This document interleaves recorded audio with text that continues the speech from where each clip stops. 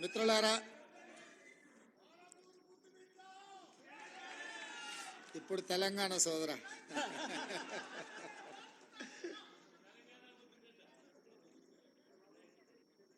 జవహర్ లాల్ నెహ్రూ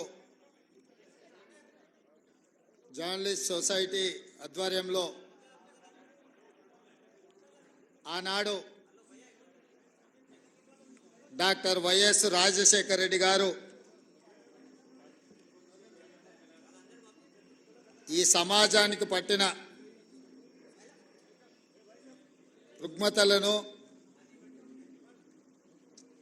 అనుభవిస్తున్న సమస్యలను పరిష్కరించే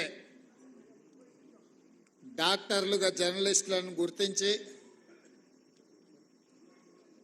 సమాజానికి చికిత్స చేసే డాక్టర్లు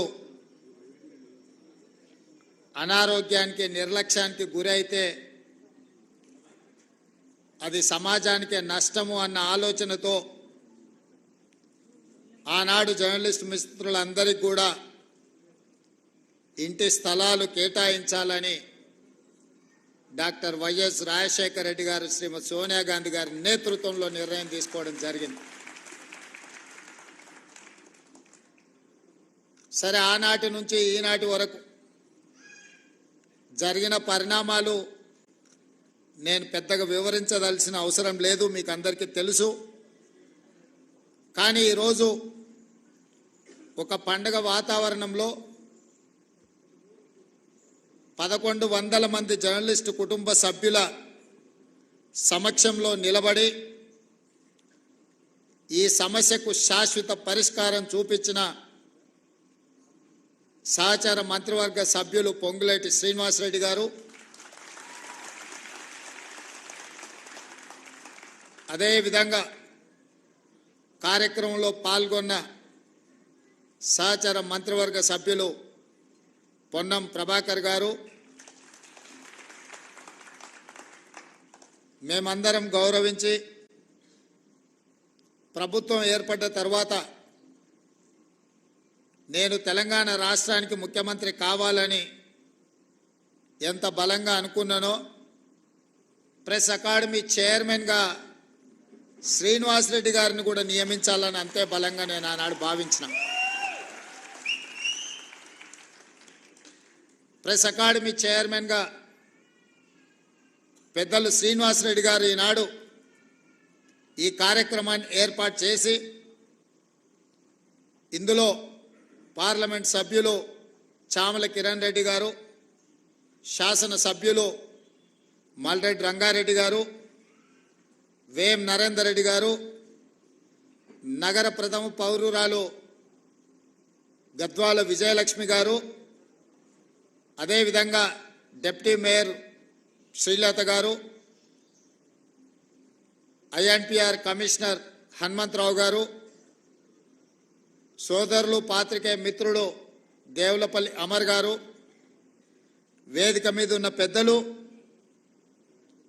తెలంగాణ సమాజానికి ప్రతినిధులుగా ఉన్న జర్నలిస్టు కుటుంబ సభ్యులందరికీ కూడా ఈ సందర్భంగా అభినందనలు తెలియజేస్తున్నాను. ప్రతి సమస్యకు ఏదో ఒక పరిష్కారం ఉంటుంది. పరిష్కారం గొప్పగా ఉండొచ్చు, పరిష్కారం మామూలుగా ఉండొచ్చు. కానీ పరిష్కరించవలసిన వ్యక్తులు బాధ్యతాయుతంగా వ్యవహరించినప్పుడే ఆ సమస్యకు పరిష్కారం దొరుకుతుందని చెప్పి నేను బలంగా నమ్ముతాను. ఉమ్మడి రాష్ట్రంలో తెలంగాణ రాష్ట్ర ఏర్పాటు అనేది ఒక పెద్ద సమస్య, జటిలమైన సమస్య, చిక్కుముడి లాంటి సమస్య. అంత జటిలమైన చిక్కుముడి లాంటి సమస్యకే కాంగ్రెస్ పార్టీ పరిష్కారం చూపించి తెలంగాణ రాష్ట్రాన్ని ఏర్పాటు చేసింది. మరి పండిట్ జవహర్లాల్ నెహ్రూ గారి పేరు మీద ఏర్పాటు చేసిన ఈ సంఘము, ఈ భూ కేటాయింపు పండిట్ జవహర్లాల్ నెహ్రూ వారసులుగా, శ్రీమతి సోనియా గాంధీ గారి ప్రతినిధులుగా ఈ సమస్యను పరిష్కరించడం మా బాధ్యత అని మేము భావించి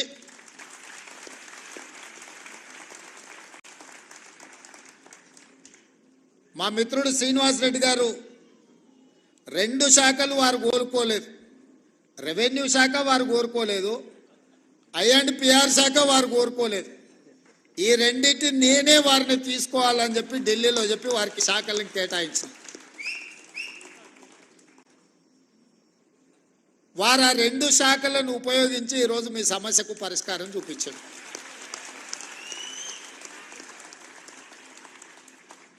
నా దగ్గరికి వంశీ, రవికాంత్, ఇతర మిత్రులు వచ్చి 2-3 సార్లు నన్ను అడిగితే నేను చెప్పిన, పైనుంచి ఆదేశాలు ఉండవు. ప్రభుత్వం నడవడానికి ఒక ప్రాసెస్ ఉంటుంది, ఒక విధానం ఉంటుంది. ఆ విధానంలో ఆ సమస్యకు సంబంధించిన ఫైలు ఏ విధంగా ముఖ్యమంత్రి కార్యాలయానికి రావాలనో ఆ విధంగా ఫుల్ షేప్తోని ముఖ్యమంత్రి కార్యాలయానికి ఫైల్ వచ్చిన మరుక్షణం ఇక్కడ మీకు సంబంధించిన సమస్యకు పరిష్కారం దొరుకుతుందని వారికి చెప్పిన, ఆ విధంగా ఫైల్ని బిల్డప్ చేసి ముందుకు తీసుకురండి అని చీఫ్ సెక్రటరీ గారి నుంచి మంత్రి గారి వరకు సూచన చేసిన. ఈ ఫైల్ ప్రాసెస్లో మీకు తెలుసు, ఈ ప్రాసెస్లో అమలు చేసేటప్పుడు కొంత సమయం పడుతుంది. ఆ ప్రాసెస్లో జరిగిన డిలేనే కానీ నిర్ణయం తీసుకోవడానికి ఈ ప్రభుత్వానికి శశబిశలు లేవు. స్పష్టంగా ఫైల్ వచ్చిన మరుక్షణం, ఎందుకంటే ప్రాసెస్లో ఏదైనా తప్పిదం జరిగితే మళ్ళీ ఎవరైనా కోర్టుకు వెళ్ళినంటే ఇప్పటికే 73 మంది ఈ నిజాన్ని చూడకముందే వారు కన్ను మూసారు. ఇంకా చాలామందికి ఇలాంటి నష్టం జరగకూడదు, మీ సమస్యకు శాశ్వత పరిష్కారం చూపించాలన్న ఆలోచనతోనే మా ప్రభుత్వం శాశ్వతమైన పరిష్కారాన్ని ఈరోజు మీకు అందరికీ చూపించడం జరిగింది. అదేవిధంగా కొన్ని అంశాలు నేనే ప్రస్తావిస్తాము, ఎందుకంటే మీ ముందు కొన్ని అంశాలను ప్రస్తావిస్తే నచ్చినా నచ్చకపోయినా వాటికి ఏమైనా పరిష్కారం దొరుకుతుందేమో అని నేను అనుకున్నా. కానీ పెద్దలు శ్రీనివాసరెడ్డి గారి అనుభవము మమ్మల్ని ఏమీ చెప్పకుండానే నియంత్రించడానికి వారే చాలా విషయాలు ప్రస్తావించి మీ ముందు పెట్టి, జర్నలిస్ట్ అంటే ఏ విధంగా ఉండాలి, ఏ విధంగా ఉంటే ఆ వృత్తి యొక్క గౌరవం పెరుగుతుందో పెద్దలు శ్రీనివాసరెడ్డి గారు మీకు వివరించడం జరిగింది. వారు ఏ అభిప్రాయం అయితే వెలిబుచ్చిందో నేను కొత్తగా చెప్పడానికి, కొత్తగా మీకు విజ్ఞప్తి చేయడానికి ఏమీ మిగల్లేదు. వారు ఏ అభిప్రాయం అయితే వెలిబుచ్చిందో మా జర్నలిస్టు మిత్రులకు నా సూచన, ఆ అభిప్రాయంతో మీరు ఏకీభవించి దీన్ని ప్రక్షాళన వైపు మనం అందరం వెళ్లాల్సిన అవసరం ఉన్నది. వృత్తిపరమైన గౌరవం ఎవరు పెంచరు, వృత్తిపరమైన గౌరవాన్ని మనకు మనమే పెంచుకోవాలి. రాజకీయ వృత్తిని సమాజం చాలా చిన్నచూపు చూసే పరిస్థితి వచ్చింది.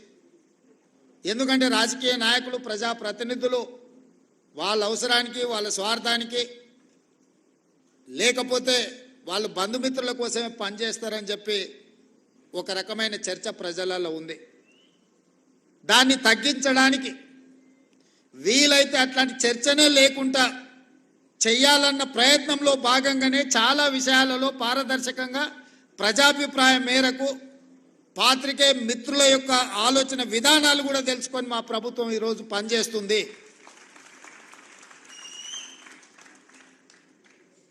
వ్యవస్థల మీద నమ్మకం పెంచాలి అన్నదే మా యొక్క ఆలోచన.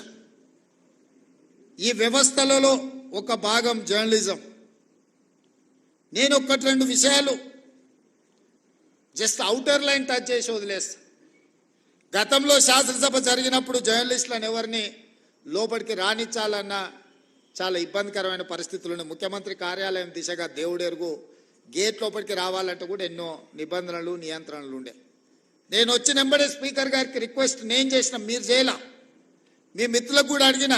గతంలో ఉమ్మడి రాష్ట్రంలో ఉన్నప్పుడు అసెంబ్లీ మీడియా కమిటీ అని జర్నలిస్టుల నుంచి ఒక కమిటీ వేసుకొని ఆ కమిటీనే ఏ రకంగా అసెంబ్లీ పాసులు ఇవ్వాలనో వాళ్ళే స్పీకర్ గారితో చర్చించి ఒక నిర్ణయం తీసుకునేది. ఈ మధ్యలో మేము అనుమతిస్తే ఒకే పత్రికకు, ముఖ్యంగా పొలిటికల్ పార్టీ ఓన్డ్ మీడియా, రాజకీయ పార్టీలు వాళ్ళ విధానాలను చెప్పుకోవడానికి ఒకప్పుడు పత్రికలను పెట్టుకున్నారు. అంటే సిద్ధాంతపరమైన వైరుధ్యాలు ఉన్నప్పుడు సిద్ధాంత భావవ్యాప్తి కోసము ఆనాడు రాజకీయ పార్టీలు వాళ్ళ సిద్ధాంతాలను ప్రజలకు వివరించడానికి, ప్రజల్ని ఆ సిద్ధాంతం వైపు ఆకర్షితులను చేయడానికి, ఆ సిద్ధాంతం ద్వారా సమాజానికి మేలు జరగడానికి ఆనాడు రాజకీయ పార్టీలు పత్రికలను పెట్టుకున్నారు. దాంట్లో ప్రథమ కోవాలో కమ్యూనిస్టు సోదరులు వస్తారు. వాళ్ళు ఏ రోజు కూడా సిద్ధాంతపరమైన అంశాలనే ఆ పత్రికలలో రాసేవాళ్ళు, క్రోడీకరించేవాళ్ళు, విశ్లేషించేవాళ్ళు.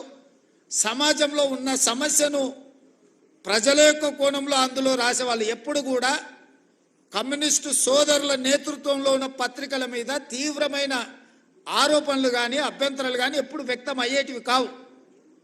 మేము చాలా సందర్భాలలో ఆ జర్నలిస్టు కలిస్తే కూడా వాళ్ళతో సమాచారాన్ని, వాళ్ళ అవగాహనను, వాళ్ళ విశ్లేషణను మేము అడిగి తెలుసుకునేటోళ్ళం. జర్నలిస్ట్గా కార్డ్ హోల్డర్స్ ఉన్నోళ్ళు అందులో జర్నలిస్ట్గా పనిచేసేది. అందులో పనిచేసిన వాళ్ళ తర్వాత కమర్షియల్ పత్రికలకు వచ్చిన కార్డ్ హోల్డర్స్ కొంత వాళ్ళ గౌరవాన్ని కాపాడుకునే ప్రయత్నం చేసేటోళ్ళు. ఆ తర్వాత పరిణామ క్రమంలో వచ్చిన పరిస్థితుల్లో రాజకీయ పార్టీలు ప్రారంభించుకున్న పత్రికలు కార్యకర్తలుగా మారితే పర్వాలేదు, నాకేం అభ్యంతరం లేదు. వాళ్ళని కార్యకర్తలుగా మేము భావించి సరే ఆ పార్టీ కార్యకర్తలు ఏదో ఒక రూపంలో ఇక్కడికి వచ్చినారు. కానీ ఉన్మాదంతో ఎట్టి పరిస్థితుల్లో ప్రెస్ మీటో లేకపోతే అక్కడ జరుగుతున్న కార్యక్రమాలని డిస్టర్బ్ చేయాలన్న ఆలోచనతో వ్యవహరించే పరిస్థితులు ఈరోజు వచ్చినాయి. దీన్ని మనం ఏ రకంగా ఎదుర్కోవాలనో మీరు చెప్పాలి. ఈరోజు సమాజంలో కొత్తగా వచ్చిన సమస్య ఇది. రాజకీయ పార్టీలు పెట్టుకున్న పత్రిక యొక్క పాత్రికేయులు అందరన్నీ నన్ను అందులో కొందరు, ఏ వర్గంలో అయినా కొందరు చేసే పనే అందరికీ అంటుకుంటుంది. అందరు ఆ విధంగా ఉన్నారని నేను అనడం లేదు. కానీ ఆ కొందరిని కూడా ఏ విధంగా మనం ఇవాళ నియంత్రించుకొని ముందుకు వెళ్ళాలనో, ఇవాళ పెద్దలందరూ ఇక్కడ ఉన్నారు. 20 ఏళ్ళు, 30 ఏళ్ళు, 40 ఏళ్ళ అనుభవజ్ఞులు ఉన్నోళ్ళు, జర్నలిజం పట్ల అవగాహన ఉన్నోళ్ళు, మా మాజీ పిసిసి అధ్యక్షులు, ప్రభుత్వ ప్రత్యేక సలహాదారు మా పెద్దలు కె కేశవ్ గారు కూడా మీ సామాజిక వర్గం నుంచి వచ్చినవాడు. ఇవాళ వాళ్ళ కూతురుగా మేయర్గా వారు ఇక్కడ ఉన్నారు. ఈరోజు నిజంగా మీరు ఆలోచన చేయండి. గతంలో సెక్రటేరియట్ ప్రజాప్రతినిధులుగా మేమే పోయేవాళ్ళం కాదు. ఇవాళ సెక్రటేరియట్లో ముఖ్యమంత్రి కార్యాలయానికి జర్నలిస్టులు వచ్చి కూర్చొని, అది చిట్ చాట్ కావచ్చు, లేకపోతే ఇంకేదైనా విషయం కావచ్చు, లేదా పత్రికా సమావేశాలను కూడా సెక్రటేరియట్లో పెట్టి మిమ్మల్ని అందరినీ పిలిచి ప్రభుత్వం అధికారిక కార్యక్రమాలను అక్కడి నుంచి మీరు రాసే విధంగా ఈరోజు మా ప్రభుత్వంలో తీసుకొచ్చిన మార్పు, ఈ మార్పు మీకు చేరిందనే, ఈ మార్పును మీరు గుర్తించిందనే నేను భావిస్తున్నా. కానీ ఈ మార్పు సమాజానికి నష్టాన్ని, మా కష్టాన్ని తెచ్చేదిగా ఉండకూడదు. కొన్ని రాజకీయ పార్టీలకు సంబంధించిన పాత్రికేయ మిత్రులు, కొంతమంది మంత్రుల కార్యాలయాలు లేకపోతే ఇతర దగ్గర ఒకేసారిగా చాలామంది వచ్చి అక్కడ కూర్చొని అక్కడ ఉన్న జరగని వాటిని జరిగినట్టుగానో లేకపోతే జరిగితే బాగుంటుందని కొంతమందిని పాసులు ఇచ్చి తీసుకొచ్చి లోపలికి తీసుకొచ్చి అనవసరమైన రాద్ధాంతాలను సృష్టించే ప్రయత్నాలు చేస్తున్నారు. మరి ఇట్లాంటి వాటిని ఎట్లా నియంత్రించాలనో మీరే నిర్ణయించి మీరే వాటిని ఏదో ఒక రకంగా ఒక కొలిక్కి పట్టుకురావాలి. అసెంబ్లీలో పాసులు ఇచ్చినా కూడా అవసరానికి మించి వాళ్ళే వచ్చి ప్రెస్ మీట్ పెడితే కూడా గుర్తింపు పొందిన జర్నలిస్టులకు కుర్చీ దొరకదు. ఓడి యూట్యూబ్ అంటాడు, ఓడి ఆ ట్యూబ్ అంటాడు, ఓడి యూట్యూబ్ అంటాడు, వాడు వచ్చి మొదటి సీట్లలో కూర్చుంటాడు. వాళ్ళు ఏం అడుగుతారో వాళ్ళకి మేము ఏం చెప్పాలో మాకు అర్థం కాదు. ఇది మాకే కాదు, మీకు కూడా. నాకు తెలిసి ఒకప్పుడు నేను చాలామంది జర్నలిస్ట్ మిత్రులు నాకు ఉన్నారు. సీనియర్ జర్నలిస్ట్ రాగానే లేచి కూర్చిచ్చి వీళ్ళు వెనక్కి పోయి కూర్చునేటోళ్ళు. మేము పత్రికా సమావేశం పెడితే కూడా ఒకవేళ డెస్క్ ఇన్ఛార్జీలు లేకపోతే మీ దాంట్లో సీనియర్ జర్నలిస్టులు వస్తే, వేరే సంస్థకు సంబంధించిన జర్నలిస్ట్ వస్తే కూడా లేచి జూనియర్స్ లేచి ముందు వరుస వాళ్ళకి ఇచ్చి వీళ్ళు వెనక్కి పోయేటోళ్ళు. ఇప్పుడు విపరీతం ఎట్లయిపోయిందని అంటే అసలు కంటే కొసరోళ్ళది ఎక్కువైపోయింది. ఎవరిది ఏ ట్యూబో తెలుస్తలేదు మాకు. ఇక ఆ ట్యూబ్లో ఎక్కడికంటే అక్కడికి వెళ్ళిపోయి ఏది పడితే అది మాట్లాడితే అక్కడ ఉన్న ప్రజలు ఏమన్నా అంటే చూసిరా జర్నలిస్టుల మీద దాడి అని. జర్నలిస్ట్ అనే పదానికి డెఫినేషన్ ఏందో మీరు డిసైడ్ చేయండి. మేము ఎవరిని జర్నలిస్ట్గా చూడాలో మీరు చెప్పండి. ఎవడు దోస్తే వాడు ట్యూబ్ పెట్టుకొని ఆ ట్యూబ్లో పెట్టుకొని వాడి మెడలో పట్టేసుకొని మెడలో ఇది కట్టుకొని వాడు నేను ట్యూబ్కో జర్నలిస్ట్ అని బయలుదేరితే వాళ్ళు వివరించే విధానాన్ని బట్టి ప్రజలు వివరిస్తారు. ఏది పడుతుంది మధ్యలోనే అడ్డం దొడ్డం మాట్లాడి ఏదైనా ఏమన్నా అంటే చూసారా జర్నలిస్టుల మీద. సో ఈ విధానానికి ఎక్కడో ఒక దగ్గర పులి స్టాప్ పెట్టాలి. దీన్ని ఆలోచన చేయాల్సింది మీరే. ఎందుకంటే ఇంతకంటే పెద్ద సందర్భం నాకు దొరకదు. మీకు ప్రభుత్వం వైపు నుంచి కానీ ప్రజాప్రతినిధిగా మేము ఎదుర్కొంటున్న సమస్యల్ని మీ దృష్టికి తీసుకురావడానికి ఇంతకంటే మంచి అకేషన్ ఏమి ఉండదని నేను భావిస్తున్నా. అక్రిడేషన్ కార్డుల గురించి పెద్దలు శ్రీనివాసరెడ్డి గారు చెప్పారు. ఇద్దరు శ్రీనివాసరెడ్డి స్క్వేర్ ఈరోజు మీ సమస్యల్ని మీ ముందర పెట్టారు.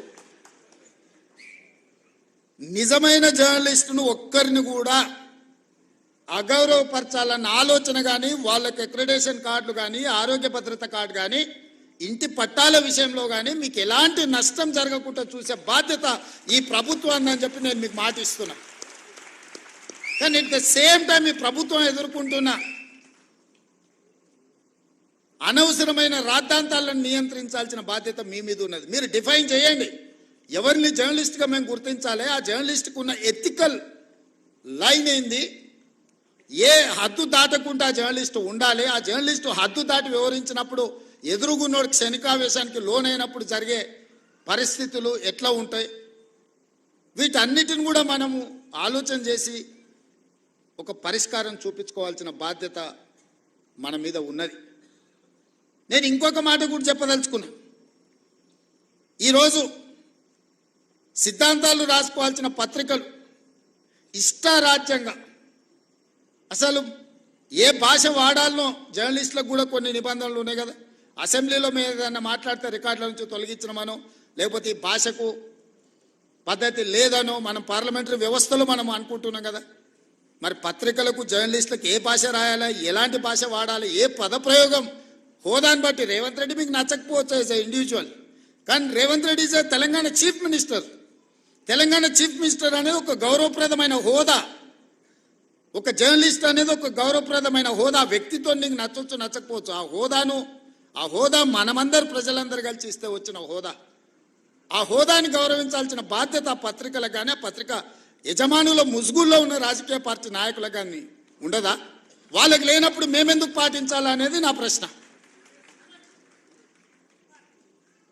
వాళ్ళు ఆ బాధ్యతను మరిచి అసభ్యంగా వ్యవహరించి అసందర్భమైన అంశాలను ప్రస్తావిస్తే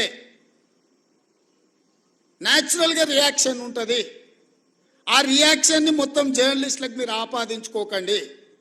దయచేసి వేదిక మీద నుంచి మీడియా మిత్రులకు నా విజ్ఞప్తి ఒక్కటే, ప్రజల కోసం ప్రజల మధ్యలో ఉండి ప్రజా సమస్యల్ని వెలికితీసే జర్నలిస్టులు ఒక వర్గం అయితే, కేవలం రాజకీయ పార్టీ యజమానిని రక్షించడానికి ఆ యజమానికి మొత్తం వ్యవస్థను అప్పచెప్పడానికి ప్రయత్నం చేస్తున్న వాళ్ళు ఇంకొక కోవా. ఈ రెండింటిని మీరు విడదీయండి.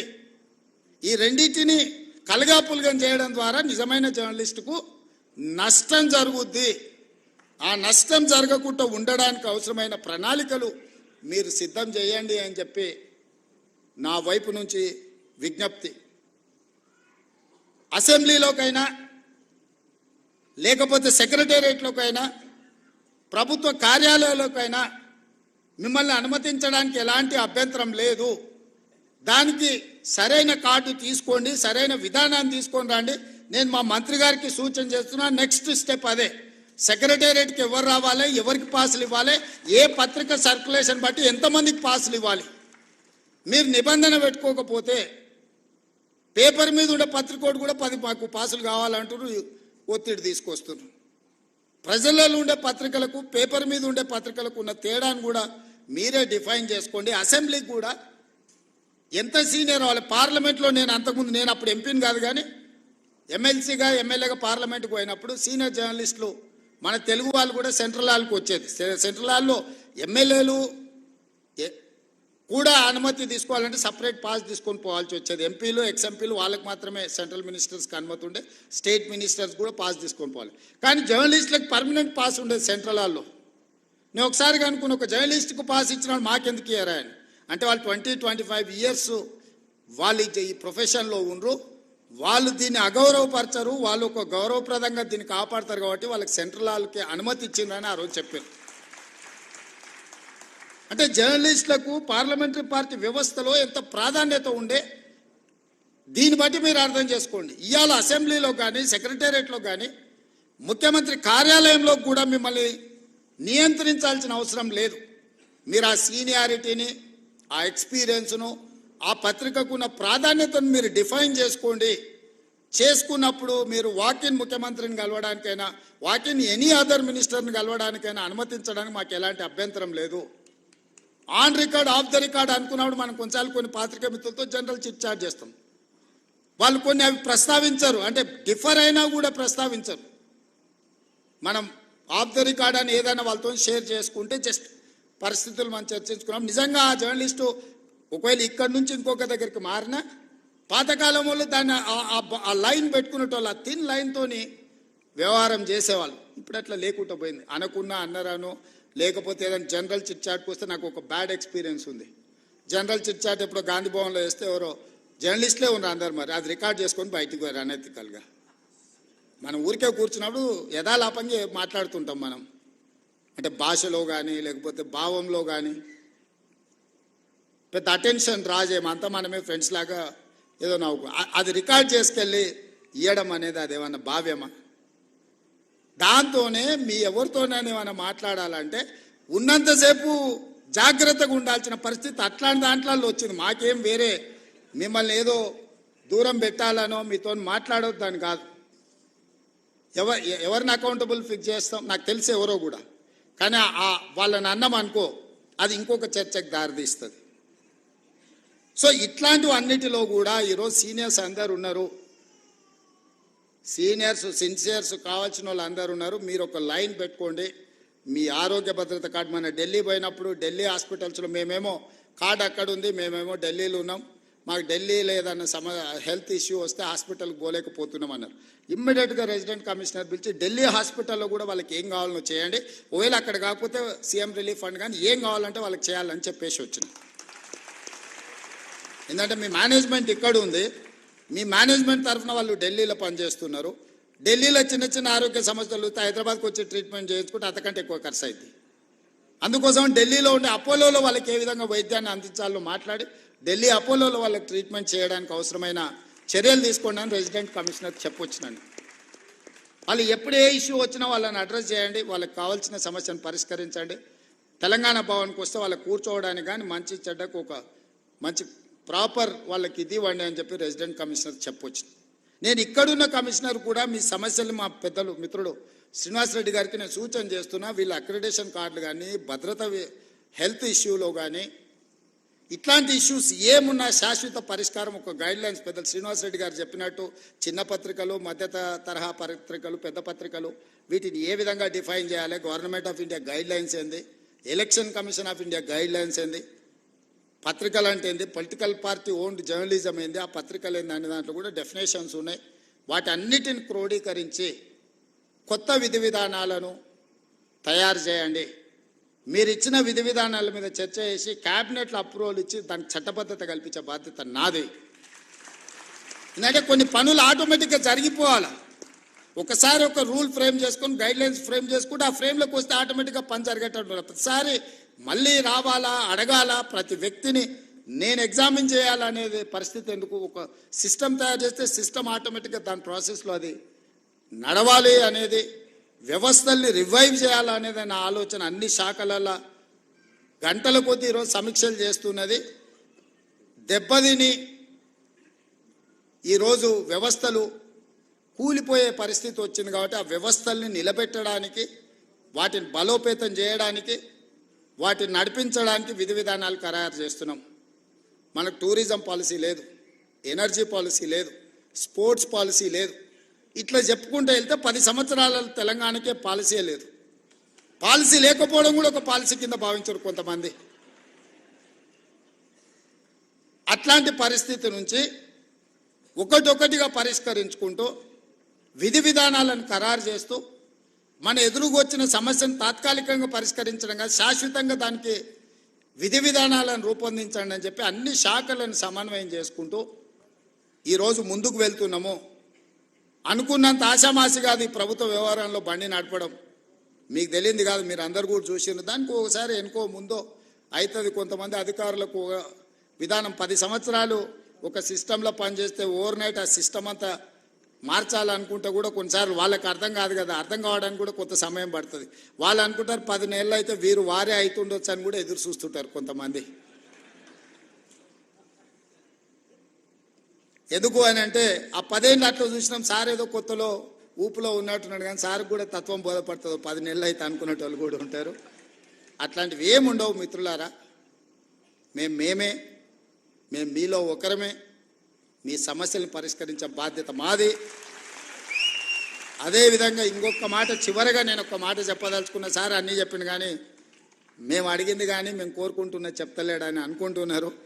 మా సీనియర్ నేను ప్రెస్ అకాడమీ దగ్గర ట్రైనింగ్ పెట్టాలన్నా, క్లాసులు పెట్టాలన్నా, ఏదైనా చేయాలన్నా చిల్లి గవ్వ చేతిలో లేదు. ఈ నుంచి పోతే మళ్ళీ పాత రోజులే అన్నట్టుగా ఉంది అని మా సీనియర్ మనసులో ఉంది. అందుకే ప్రెస్ అకాడమీ దగ్గర ఒక 10 కోట్ల రూపాయలు మీ దగ్గర పెట్టుకోండి. మీకు కావలసిన ట్రైనింగ్ కానీ, ఫిలాసఫీ కానీ, ఐడియాలజీని కానీ, నేను మీ ఐడియాలజీ ఉన్న వాళ్ళని మారమని నేను చెప్పడం లేదు. నా జాబ్ అది కాదు.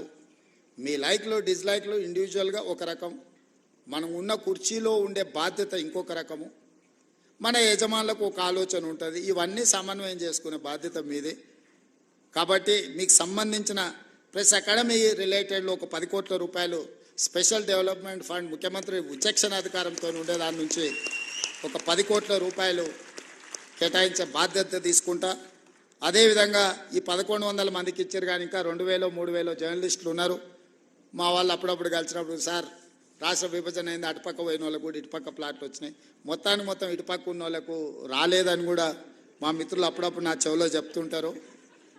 బంజారా హిల్స్ వచ్చినప్పుడు బంజారా హిల్స్లో మీరు భాగస్వాములు అయినరు, జూబ్లీ హిల్స్ వచ్చినప్పుడు జూబ్లీ హిల్స్లో మీరు భాగస్వాములు అయినరు, గచ్చిబౌలి వచ్చినప్పుడు గచ్చిబౌలిలో మీరు భాగస్వాములు అయినరు, చివరికి ఆ కొంపల్లి వస్తే కొంపల్లి దగ్గర పేట్ బషీరాబాద్లో మీరు భాగస్వాములు అయినరు.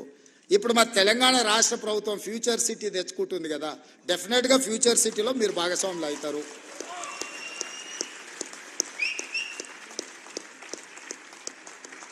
ఎవరైతే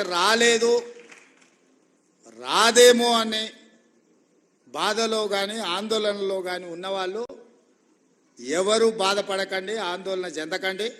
అర్హులైన వాళ్ళందరినీ కూడా ఫ్యూచర్ సిటీలో భాగస్వాములను చేసే బాధ్యత నాది.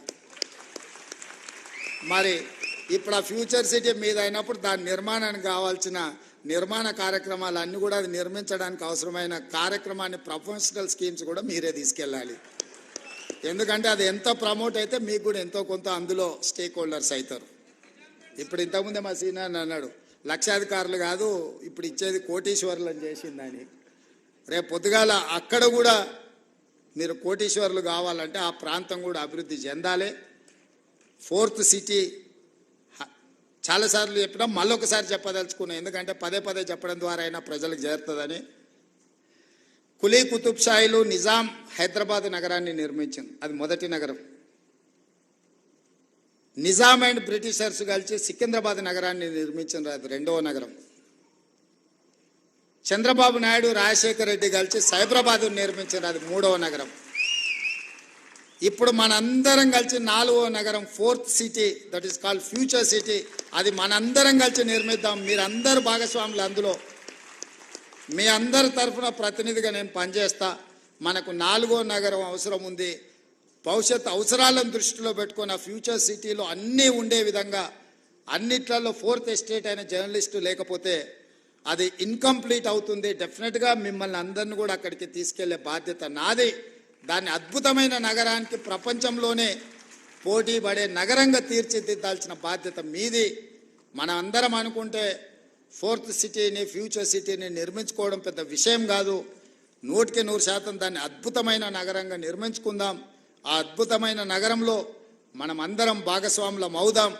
ఎవరెవరైతే రాని వాళ్ళు లేకపోతే మిగతా ఇష్యూస్ ఉన్నాయో, మా పొన్నం ప్రభాకర్ గారు పక్క నుంచి చిట్టి పంపిస్తున్నాడు, రూరల్లో ఉన్న వాళ్ళకి, మండల స్థాయిలో ఉన్న వాళ్ళకు కూడా, డిస్టిక్ లెవెల్లో ఉన్న వాళ్ళకు కూడా చేయాలి అని తప్పకుండా వాళ్ళకు కూడా చాలా వరకు ఇచ్చిండ్రు. ఇంకా ఇయ్యని వాళ్ళు ఏదైనా ఉంటే కూడా జిల్లాల నుంచి కూడా సమాచారం తెప్పించుకుంటాం.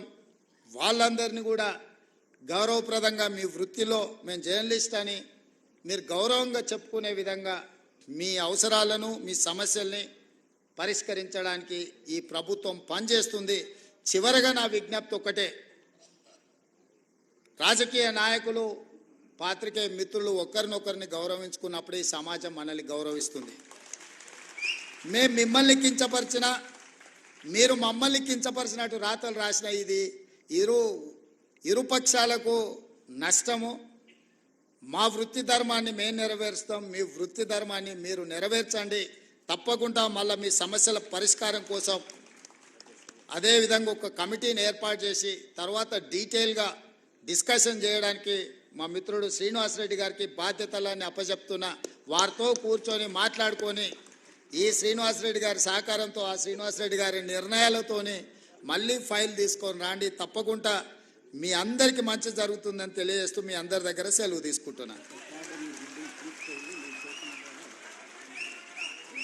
సీనాన్ అకాడమీ బిల్డింగ్ కంప్లీట్ అయింది, దీని ప్రారంభోత్సవం అంటుండు. డెఫినెట్గా ఏ కార్యక్రమం ఉన్నా నేను వస్తూనే ఉంటాను. భాస్కర్ గారు